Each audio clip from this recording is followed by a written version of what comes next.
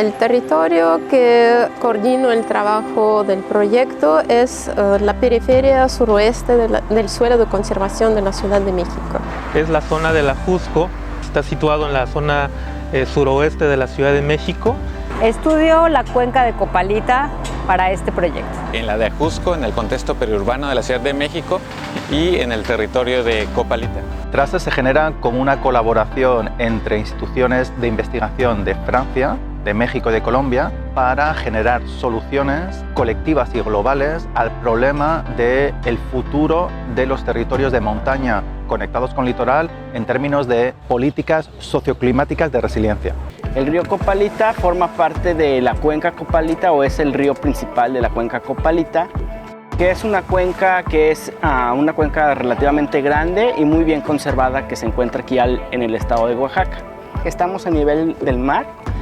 En un relativamente poca extensión, llegamos a los 3.500 metros de altura. Esta vegetación, que es una vegetación que es una selva baja caducifolia con muchos cambios estacionales, pero conforme vamos subiendo vamos a pasar a una transición de una selva mediana y después un bosque de niebla y finalmente parte más forestal de pino-encino que está en la parte más alta de la región.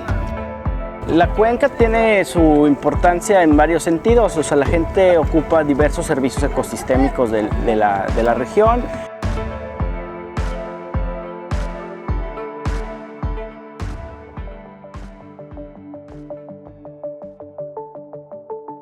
Bueno, como yo estoy trabajando la parte de servicios ecosistémicos, particularmente estamos viendo la provisión superficial del agua, la retención de sedimentos y el almacenamiento de carbono, pero la cuenca en sí tiene una gran capacidad de proveer. Son cuestiones, por ejemplo, como materia orgánica en el suelo, como acidez, cuestiones de erosión. Todas estas son condiciones que generan no solo un microclima, sino también las condiciones para que se lleve a cabo una buena productividad. Los productos básicos que se pueden extraer, hay muchos servicios de provisión, se les llama, los cuales se extraen directamente de las fincas cafetaleras o es toda esa biomasa que se genera para que se pueda dar la actividad ganadera, la actividad agrícola, entre otras. Hay un gran atractivo turístico, todos los servicios culturales son de gran relevancia para la cuenca, la actividad turística en Huatulco. Puesto que es una zona turística, es altamente demandante de agua para llevar todas las actividades en la parte baja. Entonces, para que eso se mantenga de manera normal y correcta y funcionando, debe haber un servicio ecosistémico hídrico, tanto de regulación de flujo como de recargas, muy bien.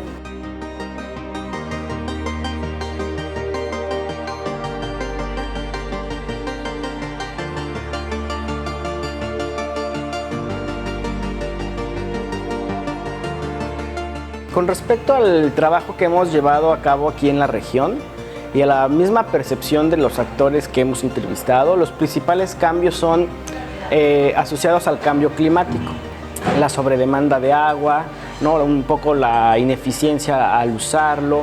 Se ha visto que del 89 a 2018 ha disminuido la precipitación y ha incrementado la temperatura. Entonces, esa disminución en la precipitación hace que haya menos agua disponible y los incrementos en la temperatura incrementan la evapotranspiración y hay un déficit de la cantidad de agua que precipita con respecto a la que se evapotranspira. Desde el cambio climático hay varios eventos extremos, huracanes en particular o lluvias muy fuertes que han afectado la zona. Otros estresores son también temblores, pero también son, por ejemplo, desaparición de instituciones como el Inmecafé en algún momento, o pueden ser incluso variaciones en el precio del café, que también son estresores quizás que están ahí constantemente, pero que de pronto pueden tener un comportamiento abrupto y son también shocks o impactos, generan impactos muy importantes. El que se remueva la cobertura vegetal por cambios a otros usos de suelo como el agrícola y ganadero ha hecho que cuando las precipitaciones son intensas tenemos un suelo desnudo el cual es susceptible a la erosión y pues está perdiendo gradualmente una gran cantidad de suelo dentro de la cuenca y eso a su vez afecta a la productividad, ¿no? En el caso de Ajusco, pues principalmente como es una zona periurbana de la Ciudad de México, pues ahí entra toda una serie de elementos, digamos, socioecológicos. Un porcentaje muy importante de suelo forestal y también la presencia de varias fuentes de agua como manantiales y ríos y arroyos. Particularmente son 4 microcuencas donde convergen el territorio de 6 núcleos agrarios entre ejidos y comunidades. El elemento socioecológico más importante en el territorio se vincula mucho con la cuestión forestal. Históricamente así ha sido en el territorio. Incluso en los tiempos prehispánicos el recurso forestal pues era importante para los pueblos originarios de la zona. Sin duda los principales servicios ecosistémicos están relacionados con la provisión y la regulación hídrica, ¿no? Que es muy relevante en el contexto de una gran capital como la Ciudad de México, que demanda de este recurso grandes volúmenes de agua, ¿no? Ese diría yo que es el principal servicio ecosistémico, aunque hay otros también relevantes, por ejemplo el que tiene que ver con la captura de carbono, ¿no? Que también es importante en el contexto urbano y periurbano en el cual se encuentran estas microcuencas. Hubo décadas en que los pobladores explotaban de manera planeada los recursos forestales, pero a partir de ciertos cambios empezaron a emerger acciones que tendieron a degradar los recursos forestales. Procesos que tienen que ver con la deforestación, que tienen que ver con los asentamientos irregulares, que tienen que ver con la venta ilegal o irregular del territorio, afectan la forma en que la cuenca provee estos servicios ecosistémicos. Hemos identificado que a pesar de todos los instrumentos de política pública y unas inversiones muy importantes que se hacen en la Ciudad de México desde el ámbito local y federal, no se ha podido parar la deforestación, que sigue siendo un problema multifacético en este caso. Uno de los principales estresores o factores de cambio externo que han digamos, intervenido en el territorio tiene que ver con procesos de urbanización de la ciudad. ¿Sí? De la misma zona metropolitana de la Ciudad de México, que ha propiciado la llegada de población y eso ha incidido en que se fraccionen los terrenos y eso conduzca pues, obviamente a la deforestación. Existen otros factores, por ejemplo ecológico, el cambio climático. Eso se observa a partir de la reducción, ¿no? De la captación hídrica, de la disponibilidad de agua en los mantos acuíferos. Relacionado con los estresores y el cambio climático es el incremento de las islas de calor. Dado la mancha urbana, toda esta remoción que ha habido de la cubierta vegetal, pues ha hecho que tengamos con mayor frecuencia este fenómeno de islas de calor. Diría el filósofo Heidegger en su libro del Ser y el Tiempo que la existencia de algo o la existencia del yo es el coexistir con otros. Entonces todos estos servicios ecosistémicos que proveen ambas áreas de estudio tienen una afectación directa por las actividades humanas. Entendiendo que un territorio es un sistema socioecológico complejo, dinámico, evolutivo, tendríamos que hablar de subsistemas social y subsistema ecológico en constante interacción, además ubicados en un contexto. Hay 2 subsistemas que son muy importantes, un subsistema natural, forestal, y por otro lado tenemos el subsistema social, ¿no? Un aspecto importante o relevante de estas microcuencas es que en ellas se asientan comunidades agrarias que son las encargadas de gestionar justamente los recursos forestales. Una sola disciplina no puede entender la complejidad de las interacciones que se dan en estos territorios. Quiere decir que importan aspectos económicos, sociales, ecológicos.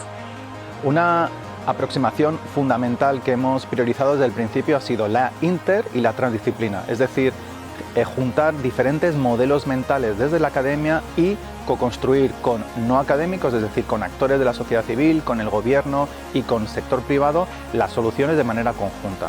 Esa aproximación, esa combinación entre inter y transdisciplina es la que creemos que a medio y largo plazo nos va a permitir generar un conocimiento académico adaptado a los problemas reales. Es una mirada a partir de los medios de vida, en particular de los medios de vida sustentable.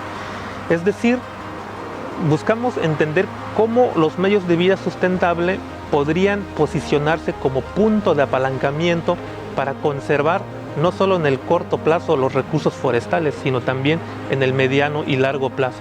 Los medios de vida sustentables se entienden como todas esas actividades que no perjudican los sistemas socioecológico forestal, sino que tienen una contribución para la sustentabilidad. No es una cuestión lineal que uno pueda decir no sé, el agua, la pesca, por ejemplo, depende solo de la calidad del agua. No, depende de varios factores y es en ese sentido que son considerados sistemas complejos. Si no existen los servicios ecosistémicos o digamos los ecosistemas que proveen estos servicios, no es muy fácil que sean reemplazados por tecnología, por ejemplo, ¿no? Es decir, que hay insumos tanto sociales como naturales, económicos, que son indispensables para que estos sistemas puedan evolucionar. Si no va a haber una ganancia como tipo ganar-ganar desde las comunidades y también desde el ambiente que ellos cuidan dentro de su territorio, desde la propiedad social de la tierra, entonces no será posible avanzar en esta dinámica. El cambio de uso de suelo es un factor importante o relevante para entender la trayectoria, digamos, de la cuenca. Y el otro factor que hemos identificado tiene que ver con las políticas públicas, ¿no? Las políticas públicas a nivel local inciden directamente en términos de los incentivos que tiene la gente, o bien para conservar, o bien para hacer un uso que podríamos denominar un uso no racional de los recursos forestales. Hoy en día también se observan iniciativas locales que no, digamos, son intervenidos por gobiernos u otros organismos no gubernamentales, sino son iniciativas locales.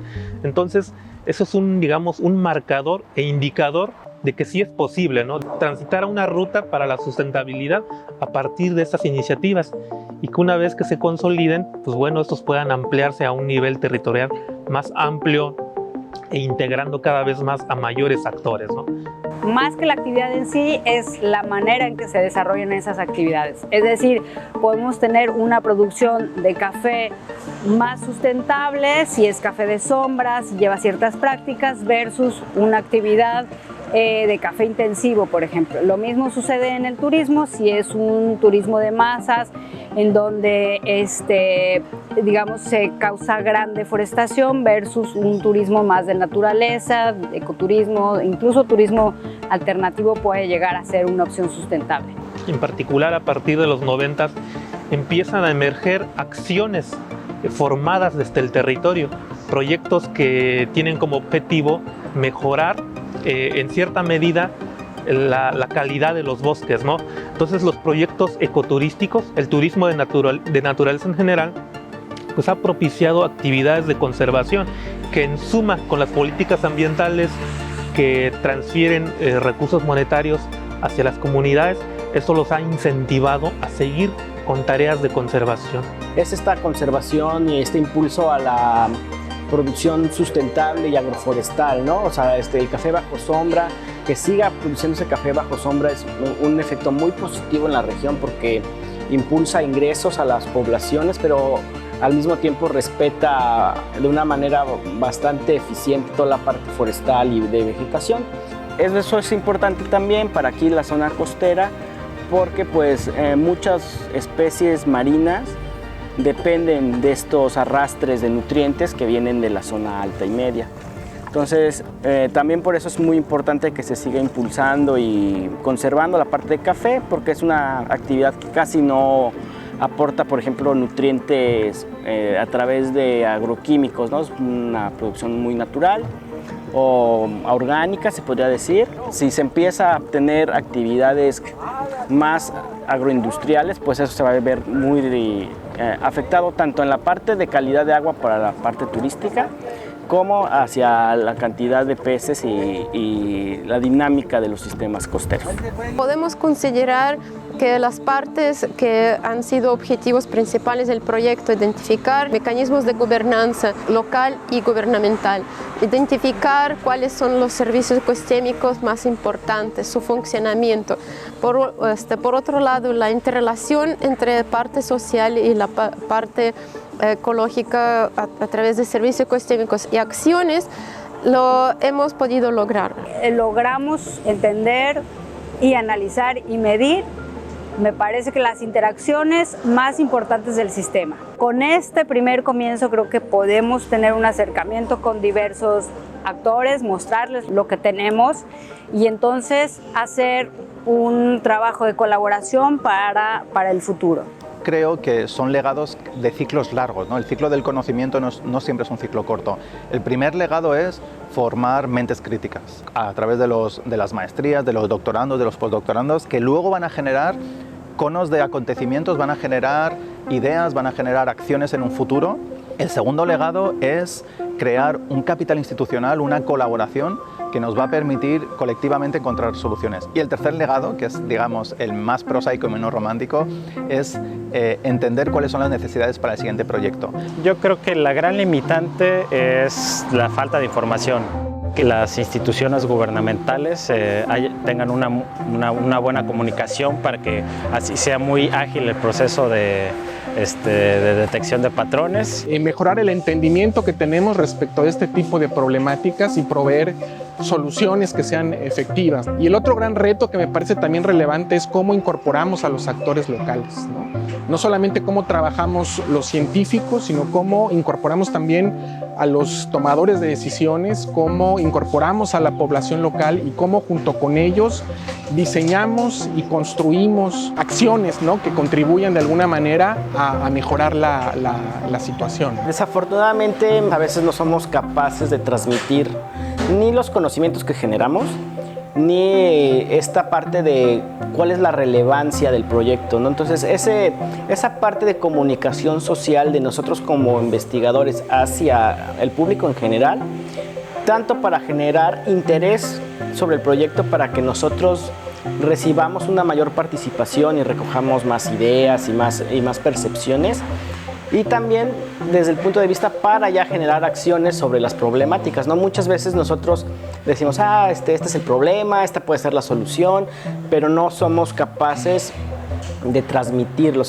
Otro de los retos me parece que es que esta investigación llegue a una incidencia mucho más puntual. Cuando decimos incidencia es como que alguna acción concreta se lleve a cabo, ¿no? En primera instancia, debe haber en esta relación socioecológica completa una ganancia también en este sentido bilateral, ¿no? Entonces, si no hay ganancia social y solamente es el propósito ambiental de una intervención humana y toma de decisión, no va a funcionar, porque en un mundo globalizado se requiere atender al mismo tiempo esta problemática desde diferentes ángulos. Un abanico de posibilidades en cuanto a trabajo y hacer considerar los diferentes aspectos sociales que pueden afectar una cuenca, ¿no? El pensar en cómo la sociedad tiene que interactuar con los diferentes actores, cómo tiene que haber un diseño de políticas que vayan encaminadas hacia la conservación. En realidad he tenido un aprendizaje bastante importante en el sentido de la participación en particular de las comunidades locales, ¿no? Se ha asumido que los servicios ecosistémicos los provee la naturaleza, pero hoy en día es difícil asumir que la naturaleza por sí sola se produce. Entonces, una de las cosas que he observado y de la cual he aprendido es que la intervención de las comunidades locales son importantes en el sentido que ayudan a la naturaleza a que estos sigan brindando de esos valiosos servicios ecosistémicos.